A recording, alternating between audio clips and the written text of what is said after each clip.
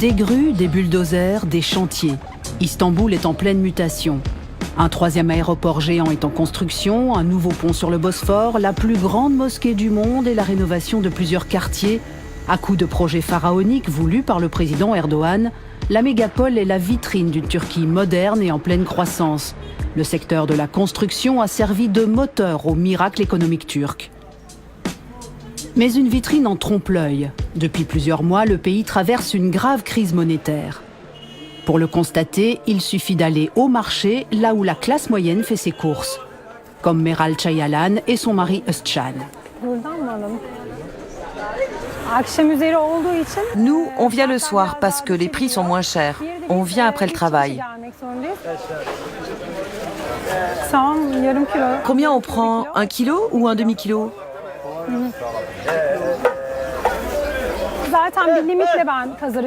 Je fais toujours très attention à ce que je dépense. Je viens au marché avec un budget bien précis. Par semaine, c'est entre 50 et 100 livres, donc entre 9 et 18 euros. Je ne dépasse jamais 100 livres. Généralement, je me limite à 50 ou 60 livres, 9-10 euros. Si je veux acheter de la charcuterie, du fromage, là je vais jusqu'à 100 livres. C'est combien les carottes? 5 livres. 5, c'est cher. Il y en a aussi à 3 livres si vous voulez, elles sont un peu abîmées. Ça va, elles ne sont pas si abîmées. On va les prendre.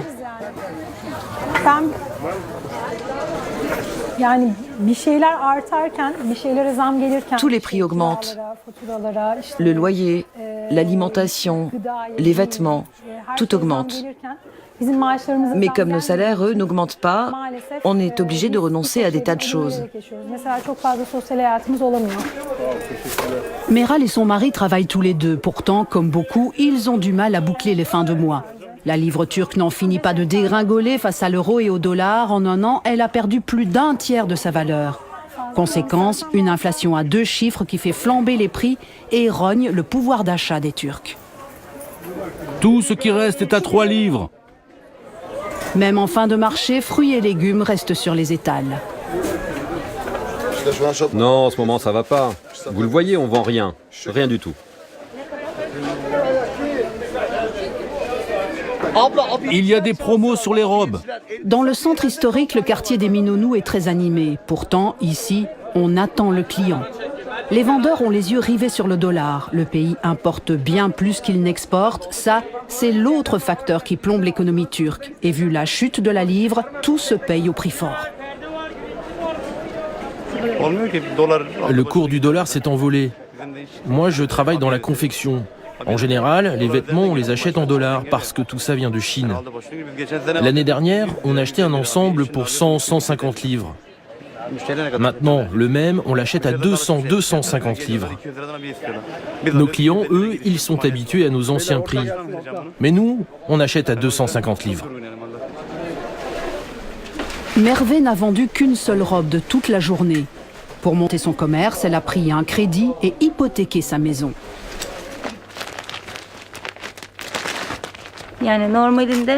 Avant, ce modèle, on en vendait 6-7 par jour. C'est une grande taille.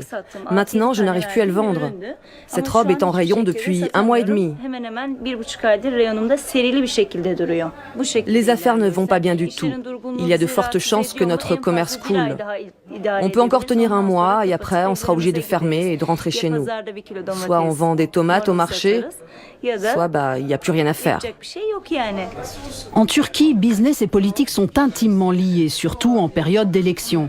Le boom économique a toujours été l'un des piliers de la popularité de l'AKP et dans ce quartier pro-Erdogan, on s'en remet au président. Nous, notre seul souhait, c'est que le Raïs gagne et qu'il mette tout en ordre. Notre seul souhait, c'est que notre pays reste uni, car si on reste uni, même si le cours du dollar monte à 15 ou 20 livres, ça ne nous touchera pas. Mais même dans ce quartier acquis au président, tout le monde n'est pas du même avis. Pour certains, si les Turcs n'ont plus d'argent, s'ils ne consomment plus, c'est à cause du pouvoir. Le gouvernement, c'est le gouvernement qui a endetté le peuple de façon excessive. Regardez ces appartements, tout le monde est endetté. Les gens n'ont pas d'argent, mais ils ont acheté des maisons. Et pour payer leur crédit, ils réduisent leurs achats. Au lieu de dépenser l'argent, ils le donnent à la banque. Et avec ce qu'il leur reste, ils essaient de finir le mois. Des citoyens qui osent dire tout haut leur mécontentement et s'en prendre au tout-puissant président, c'est rare et courageux dans la Turquie d'Erdogan. C'est dire l'exaspération de la population, et elle pourrait bien s'exprimer dans les urnes. Pour doper la croissance, le gouvernement a donc misé sur le bâtiment. Il a fait marcher la machine à crédit avec des taux très bas pour inciter les promoteurs à construire des logements et pousser les Turcs à investir dans l'immobilier. Recep Kaleli dirige une entreprise de construction. Comme d'autres de la branche, il a bénéficié d'un prêt garanti par l'État. Le lit sera posé ici. Il réhabilite des vieux immeubles, un business lucratif, sauf qu'aujourd'hui, l'offre dépasse la demande et les prix s'effondrent. On perd 210 000 livres par appartement, c'est énorme.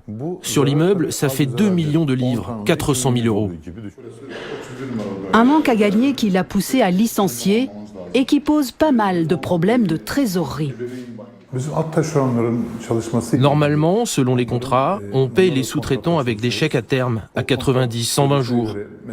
Mais vu la situation actuelle, on a dû rallonger les délais. Aujourd'hui, on paye à 180, 220 jours.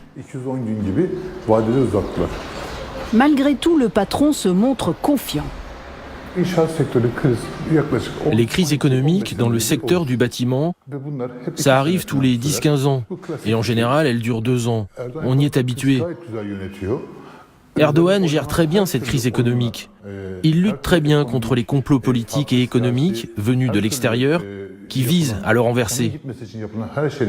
Il n'y a aucun doute. Il va gagner les élections et moi, je le soutiens. Pourtant, on ne compte plus les faillites dans le BTP. Même sur Bagdad, une avenue chic d'Istanbul, les panneaux à vendre et à louer se multiplient. Des chantiers sont à l'arrêt.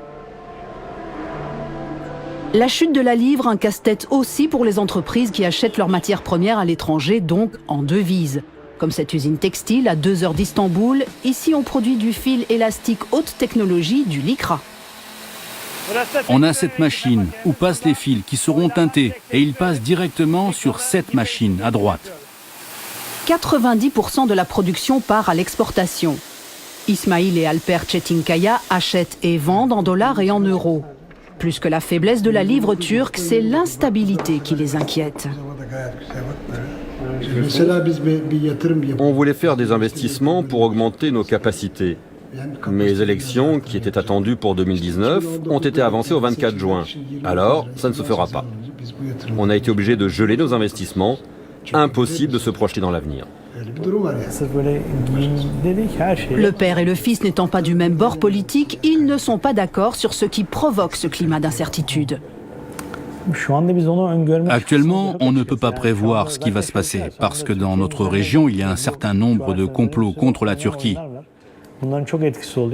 Ce n'est donc pas une question économique, mais politique. Il y a la montée du dollar et tous ces événements qui se passent en Syrie. Selon moi, les seuls responsables de cette instabilité, eh bien, ce sont ceux qui sont au pouvoir. Et la situation politique actuelle a des effets néfastes sur l'éducation, la justice, la démocratie, sur toute la société turque. Plutôt que des élections anticipées, le père aurait préféré que le président mette fin à l'état d'urgence et procède à des réformes économiques indispensables. Elles viendront après le scrutin, trop tard sans doute. Certains analystes l'affirment, Ankara devra faire appel au FMI.